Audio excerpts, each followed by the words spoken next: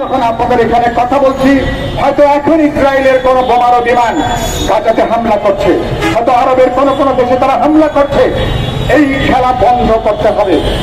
আর ইরানের ব্যাপারে ইরানে যে আমেরিকা হামলা করেছে, অন্যায়, এটাকে বলছে না অন্যায় আগ্রাসন, অন্যায় একটা সামরিক হামলা, একটা যুদ্ধাপরাধ।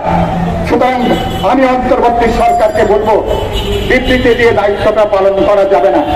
আগামী এক সপ্তাহের মধ্যে খুবই দ্রুত একটা দিন ঘোষণা করেন যেদিন 18 কোটি মানুষ আমরা ফিলিস্তিনি জনগণের পক্ষে আমরা সবাই রাজপথে নেমে আসবো। সরকারকে বলতে চাই, একটা দিন ঘোষণা করেন যেদিন বাংলাদেশের 18 কোটি মানুষ আমরা নেতানিয়াহু চক্র ট্রাম্পের গ্রেপ্তার দাবি করে রাজপথে আমরা নেমে আসবো। একটা দিন ঘোষণা করেন যেদিন আমরা এই গণহত্যা বন্ধ করার জন্য, যেদিন সবাই রাজপথে আমরা ইরান এবং ফিলিস্তিনের পতাকা নিয়ে, বাংলাদেশের পতাকাকে আমরা মাথায় করে নিয়ে যেদিন রাজপথে আমরা দাঁড়াবো। সরকারকে বলতে চাই, আপনারা এরকম একটা দিন অবিলম্বে অন্তর্বর্তী সরকার আলোচনা করেন, সিদ্ধান্ত গ্রহণ করেন।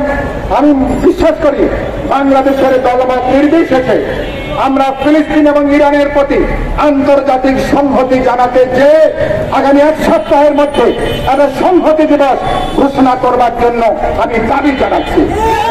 আপনারা সবাই ব্যাপারে একমত আছেন? সরকার এটা বলবো।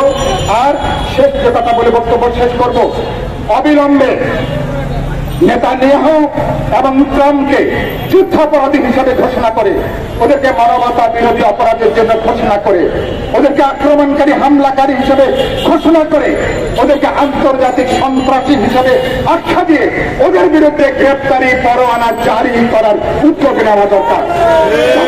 জাতিসংঘ উদ্যোগ দিতে বলবো, আন্তর্জাতিক যুদ্ধাপরাধ ট্রাইব্যুনালকে উদ্যোগ দিতে বলবো।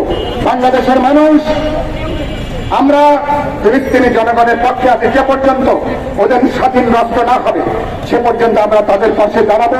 যে পর্যন্ত আমরা ফিলিস্তিনের এই গণহত্যার অপরাধ না হবে তাদের পাশে দাঁড়াবো।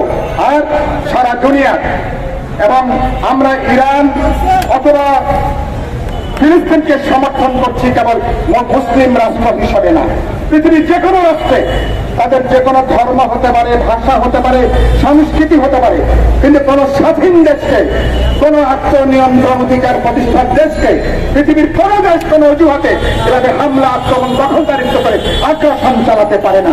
আমি যে ঠিক কথা বলছি এটা?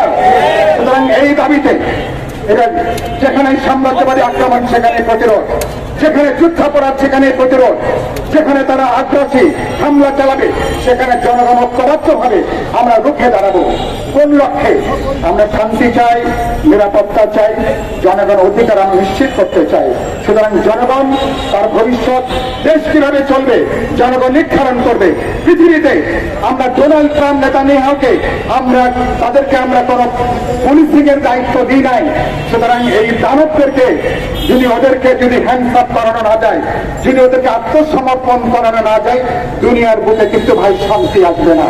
সুতরাং বিপ্লবী ওয়ার্কার্স পার্টি সমগ্র জনগণকে সাথে নিয়ে আজকে আমরা প্রতিবাদ করেছি, বিক্ষোভ করেছি। আমরা এখানে বিক্ষোভ করব।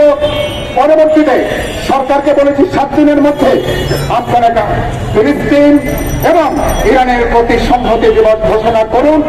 এবং আমরা দেখতে চাই এবং বিপ্লবী ওয়ার্কার্স পার্টি জনগণকে সাথে নিয়ে আরব দুনিয়ার মুক্তিকামী মানুষের পক্ষে, ইরানি জনগণের পক্ষে এবং এই ফিলিস্তিনি জনগণের পক্ষে এবং সাম্রাজ্যবাদী আগ্রাসন দখলদারিতার পক্ষে আমাদের প্রতিবাদ, আমাদের বিক্ষোভ আমরা অব্যাহত রাখবো। এটা বলে আপনাদের সবাইকে শুভেচ্ছা, অভিনন্দন, ভালোবাসা জানিয়ে আমার বক্তব্য এখানে শেষ করছি। দুনিয়ার মজদুর, দুনিয়ার মজদুর, এক হও, লড়াই করো।